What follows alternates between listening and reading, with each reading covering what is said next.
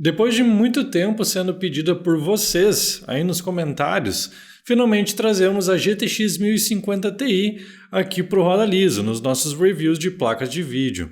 Aqui em nossas mãos temos a Gigabyte Dual OC, que é um modelo, digamos, intermediário de uma 1050 Ti. Vamos ver como é que ela se comporta nos testes? Bora lá!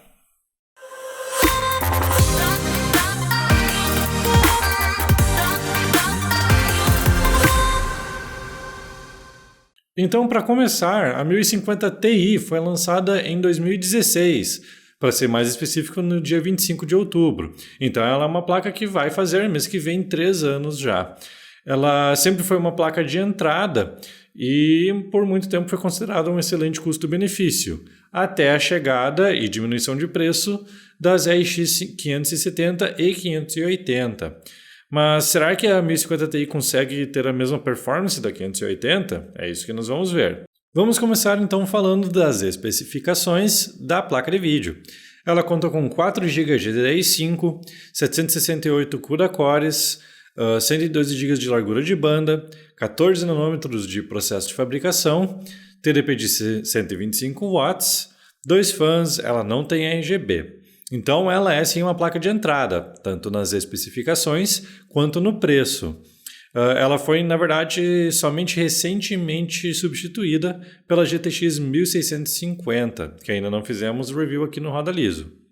Durante os testes, ela atingiu o boost clock máximo de GPU de 1772 MHz e ela também atingiu a temperatura máxima de 63 graus, isso com os fãs rodando basicamente no mínimo.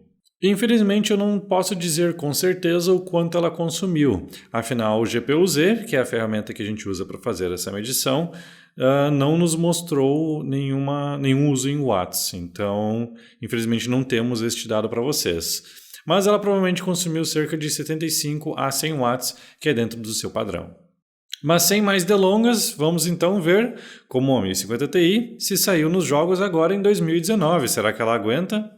Vamos lá, vamos começar com Metro Exodus. Se tratando de Metro Exodus, podemos ver que a 1050 Ti sofre, na verdade, bastante para rodar. É basicamente um slideshow durante os nossos testes e, infelizmente, ela é uma placa de entrada que não foi feita pensando em rodar um jogo de 2019, um dos mais pesados de 2019, com os gráficos no máximo. Então, fiquem aí com os gráficos e um pouquinho de gameplay.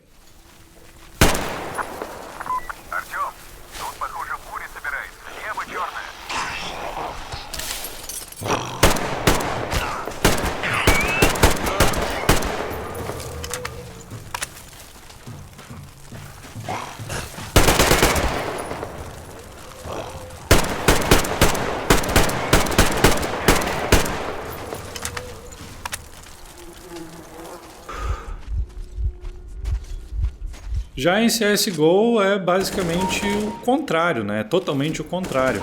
É um jogo super leve, competitivo e que foi pensado em rodar em basicamente qualquer coisa, inclusive uma batata.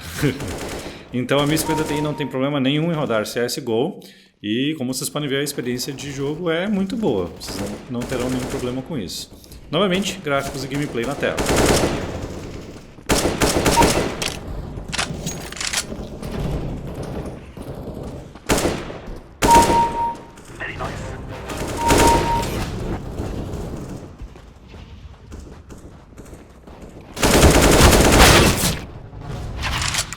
Rainbow Six Siege é o nosso segundo jogo competitivo, mas ele é consideravelmente mais pesado do que CS. Ainda assim, nossa experiência de jogo foi boa, mas não é, digamos assim, a melhor experiência possível para um jogo competitivo de FPS. A média não ficou ruim, ficou acima dos 60, mas se caso você tenha um monitor 144 Hz, a 1050 Ti vai lhe deixar um pouquinho na mão na questão de FPS. Fica com os gráficos novamente.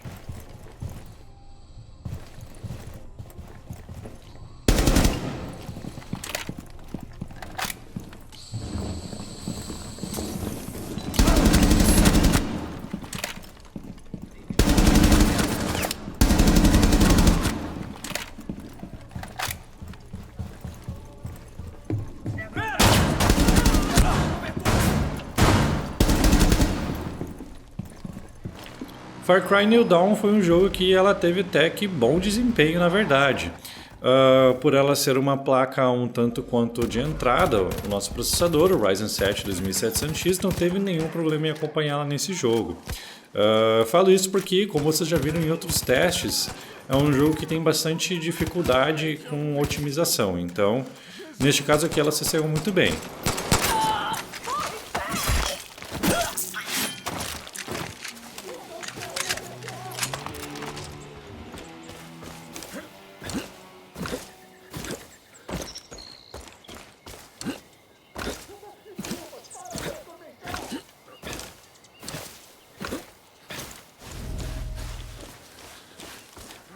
Algo que me pegou um pouquinho de surpresa, na verdade, foi For Honor, que ficou com a média de FPS mais baixa do que Far Cry New Dawn.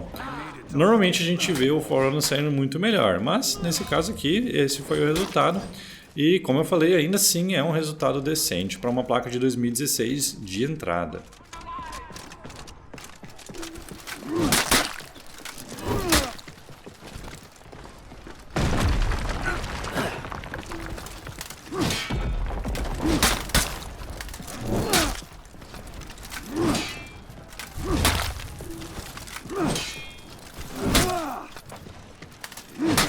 Anthem começou a puxar os fios de cabelo, digamos assim, da 1050 Ti. Claro que não tanto quanto o Metro Exodus, mas assim é um jogo pesado. Por muito pouco ela ficou acima dos 30 FPS, o que eu já não considero ideal para um jogo que é de TPS, né? Third Person Shooter. Então, se caso você queira jogar Anthem, eu acho que uma placa de vídeo um pouco mais forte vai lhe agradar muito mais.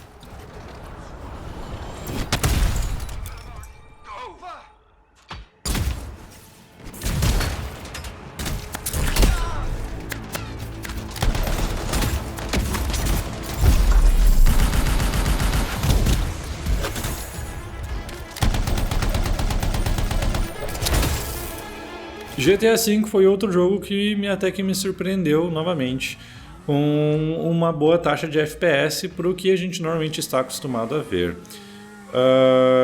Conseguimos botar todas as configurações padrões, pois ela tem 4 GB de memória de vídeo, e não ficamos limitados como na 1050 de 2 GB que fizemos o roda liso há alguns meses. Então a 1050 Ti até que rodará GTA V bem.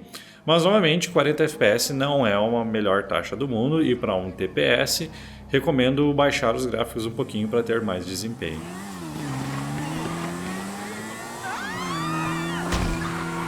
Oh shit, sorry!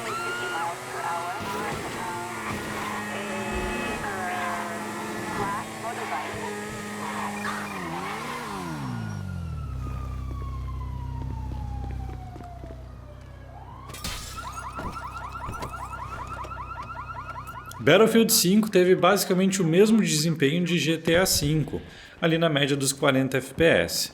Então, novamente, é exatamente a mesma coisa que eu acabei de falar. Baixe um pouco os gráficos, porque acima dos 60 FPS em um jogo de FPS ou TPS vale muito a pena pela diminuição gráfica, que na verdade nem é tanto. Então, fica a dica.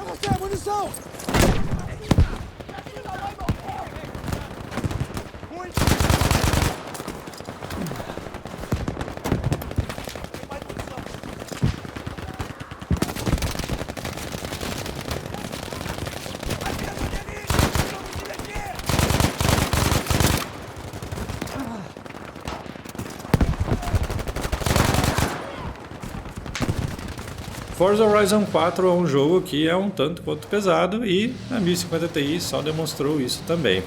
Tivemos média abaixo dos 40 FPS, e é engraçado que a memória de vídeo, por algum motivo, teve bug.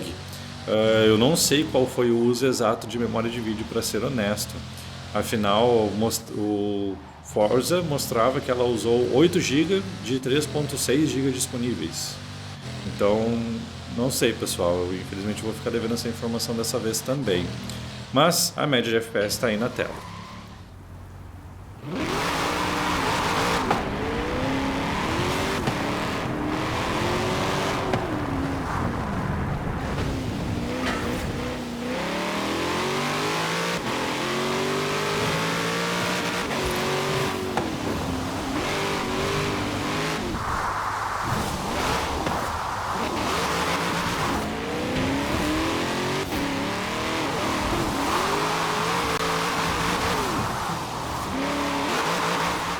The Division, nosso último jogo da bateria de testes, viu, né, os FPS perto dos 30 novamente. Lembramos que, né, ela é uma placa que é de entrada e está rodando o jogo do último, então não esperávamos muito mais do que isso. Fica o gráfico aí novamente.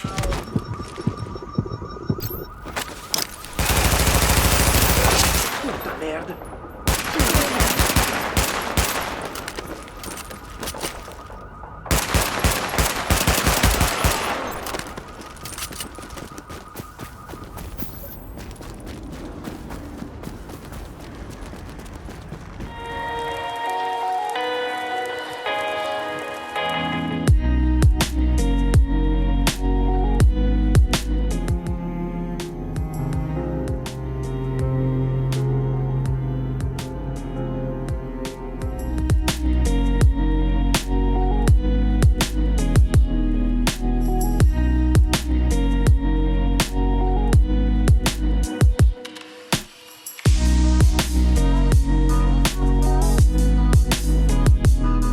Então agora que vocês já viram os restos dos gráficos, dos benchmarks, né, que são mais para comparativos do que realmente testes que vocês têm tanto interesse, vamos então falar sobre o veredito e o resultado final da 1050 Ti. Vamos começar então pelo ranking. A 1050 Ti assume, logo depois da 1050, o penúltimo lugar no nosso ranking, fazendo menos de 400 pontos.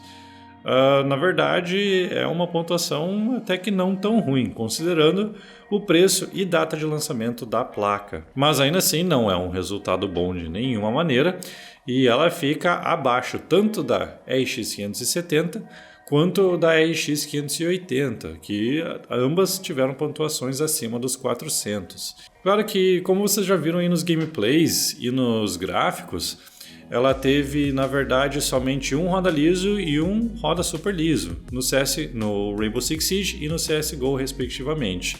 Metro Exodus foi também o único jogo em que ela recebeu um não roda, com todos os outros jogos recebendo um roda. Claro que ela vai acabar ficando, né, com o selo de roda. E ela é uma placa de entrada, novamente, de 3 anos atrás, então não esperávamos desempenho acima disso. Agora, se vale ou não vale a pena comprar a 1050 Ti em 2019? Eu diria que não, pois pelo preço de uma 1050 Ti a gente facilmente consegue uma RX 580 de 4 GB, ou que uma 570 de 8 GB. Ela tem mais desempenho do que essa placa aqui, e você provavelmente será muito mais feliz jogando com uma RX 580 do que com uma 1050 Ti. Claro que a RX 580 também consome mais, mas o consumo a mais vale muito a pena pelo desempenho que vocês terão a mais também. A RX 580 faz tranquilamente de 20% a mais de desempenho do que uma 1050 Ti. Muitas vezes a 580 é inclusive comparada com a 1060 6GB, que tem uma performance consideravelmente melhor do que essa 1050 Ti aqui. Então a minha recomendação fica para a 580, e a 1050 Ti recebe um não indico aqui na Oficina da NET. Afinal, é uma placa de vídeo que hoje em dia, em 2019, não vale mais a pena ser comprada, infelizmente. E aí, gostaram do review do roda liso? Gostaram das pequenas mudanças que fizemos? Comentem aí embaixo, por favor. Estamos sempre mudando, como eu falo, para tentar agradar vocês e deixar o conteúdo mais didático possível. Se inscrevam no canal, sigam a gente lá no Instagram. Atingimos os 100 mil inscritos, né? Muito obrigado. E é isso aí, pessoal. Valeu e até a próxima.